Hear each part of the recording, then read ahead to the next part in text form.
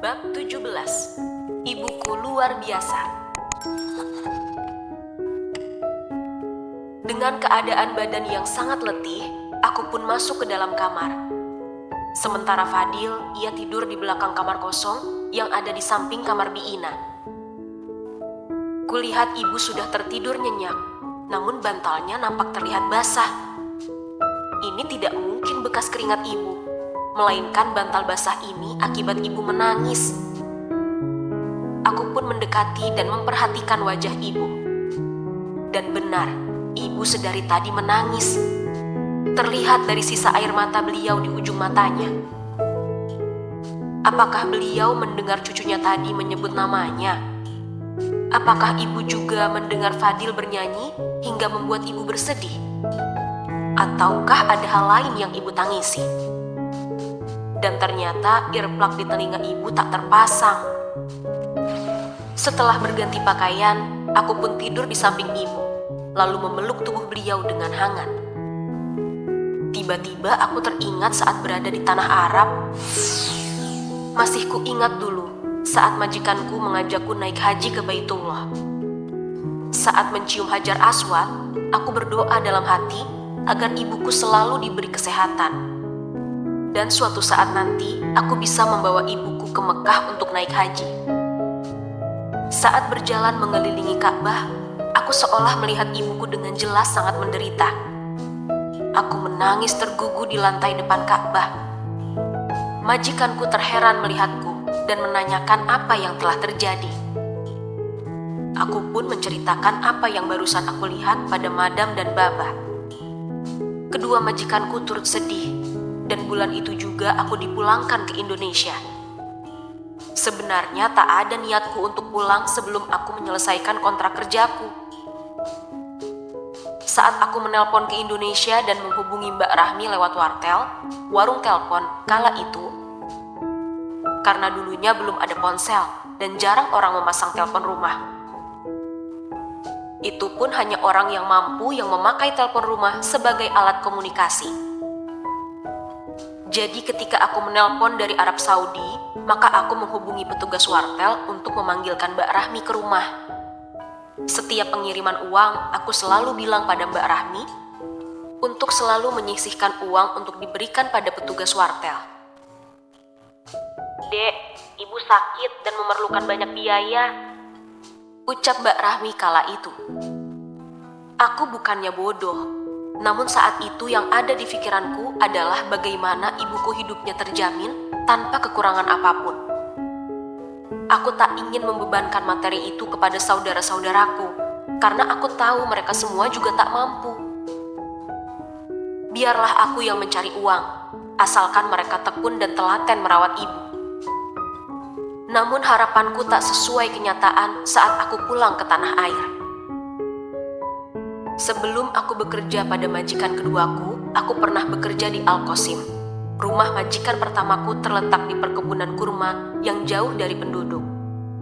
Majikan perempuanku sangat jahat. Dari awal bekerja, aku jarang diberi makan dan mempekerjakanku semaunya. Ada 3 orang pembantu di rumah majikanku yang bernama Mary dan Radha. Keduanya berasal dari India. Karena berlainan keyakinan, kamar kami dipisahkan. Anak majikanku ada 4 orang, semuanya laki-laki yang sudah bujang. Anak yang pertama dari majikanku sangat jahat seperti ibunya. Kadang sering ingin melecehkanku, namun aku selalu berani melawan. Hingga anak majikanku tak pernah lagi berani menggangguku. Sementara pembantunya yang dari India, si Mary, bahkan sampai hamil dilecehkan oleh anak majikanku dan sudah 10 tahun tak digaji. Beruntung aku digaji, yang walaupun 3 bulan sekali. Pertama kali aku sampai di rumah majikan, aku tak diizinkan untuk bekerja dan disuruh untuk beristirahat. Lalu hari keduanya, aku mulai menyapu di ruangan yang view-nya dekat dengan pohon kurma. Dan aku tak sengaja melihat majikan perempuanku memukul kepala Radha dengan keras. Aku berlari dan melihat keadaan Radha. Namun sayang, nyawa Radha sudah tiada. Majikan jahatku itu langsung mengubur rada di bawah pohon kurma dengan menyuruh tukang kebunnya untuk menggali kuburan. Aku diancam oleh madam untuk tutup mulut. Selama 7 tahun itu, aku sangat menderita. Jika ada pertemuan atau acara besar di rumah majikanku, aku tidak diperbolehkan banyak bicara pada tamunya atau ke sesama pembantu. Takutnya aku membongkar rahasia busuknya. Riana, Riana, Tali, kemarilah, panggil majikanku yang perempuan. Naam ya madam, ucapku berlari. Rupanya majikanku menyuruhku membersihkan lantai gudang yang sudah tak lama dibersihkan.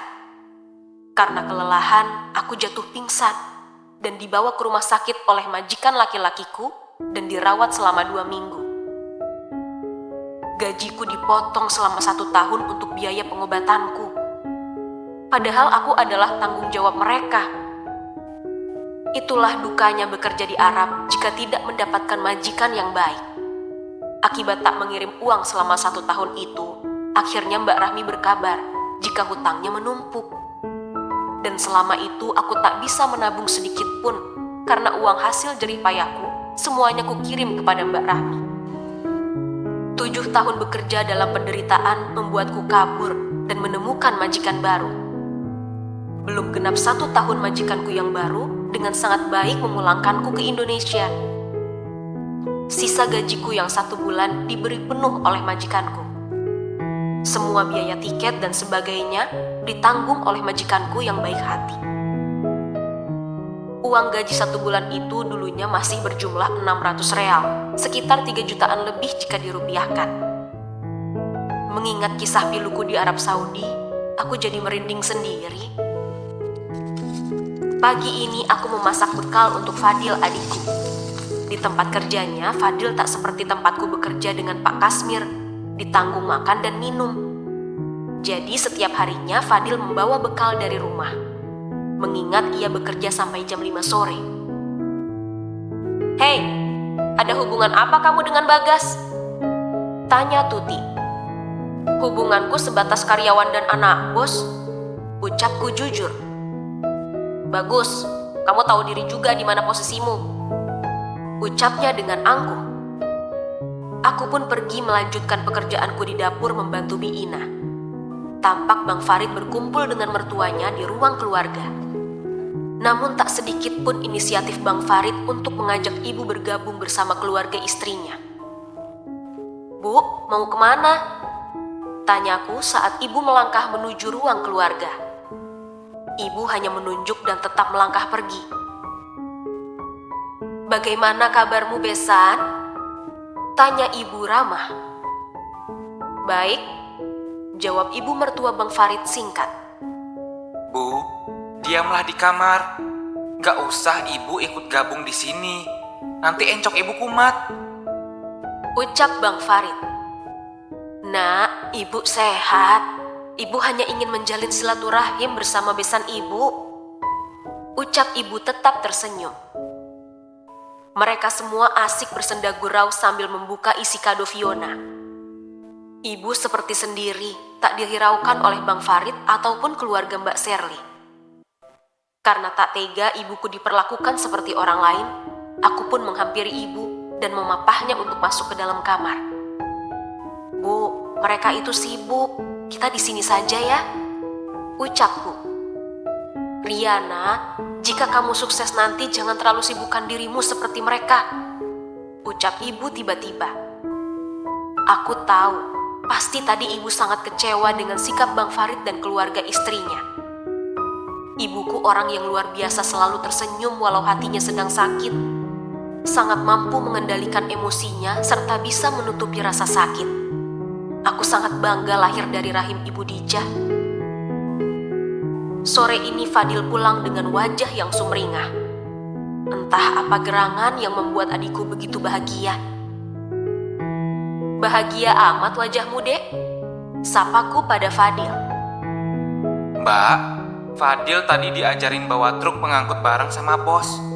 Kata bos, kalau sudah mahir bawanya, Fadil akan dijadikan sopir truk pengantar barang bangunan. Ucap Fadil senang. Mbak doain yang terbaik buat kamu, Dek. Ucapku ikut senang. Begitulah setiap harinya. Setiap Fadil pulang bekerja, yang ia cari terlebih dahulu adalah ibu. Walaupun dari luar dia terlihat sangat lelah, Fadil selalu berusaha ceria jika melihat dan menyapa ibu. Namun kali ini Fadil bersimpuh di pangkuan ibu karena merasa bahagia. Bu, ini berkat doa ibu. Doakan Fadil selalu, Bu. Ucap Fadil tergugu. Ibu mengusap kepala Fadil dengan lembut dan tersenyum. Rupanya pintu kamar ibu terbuka lebar hingga Bang Farid melihat Fadil bersimpuh dan menangis di pangkuan ibu. Terlihat Bang Farid menghapus air matanya, namun enggan untuk masuk ke dalam kamar ibu. Ada apa dengan perasaan kakakku itu? Begitu tinggi egonya. Hanya sekedar meminta maaf saja sangat berat dilakukannya. Fadil pun keluar untuk membersihkan diri karena sebentar lagi azan maghrib akan berkumandang. Sementara kedua mertua Bang Imran sudah sedari tadi pulang, tanpa basa-basi bertegur sapa dengan ibu. Saat kumandang azan menggema, suara musik karaoke Mbak Sherly dan Tuti menimbulkan suara yang sangat mengganggu. "Mbak, azan maghrib, bisa dikecilkan volume musiknya?" Ucapku lembut. "Memangnya kamu siapa? Berani-berani melarang kami?" Ucap Tuti angkuh. "Aku bukan siapa-siapa, namun aku hanya ingin mengingati saja," ucapku. Mbak Sherly dan Tuti tetap saja tak menghiraukanku. "Nak, orang yang buta mata hatinya sangat sulit jika dinasehati. Jangankan mendengar ucapan kita, mendengar azan panggilan dari Tuhannya pun mereka tak peduli dan mangkir," ucap ibu. Aku pun mengajak ibu sholat di dalam kamar Fadil yang berada di belakang rumah. Setidaknya di kamar Fadil suara musik itu tak begitu keras terdengar. Beruntung rumah ini berjauhan dari rumah tetangga.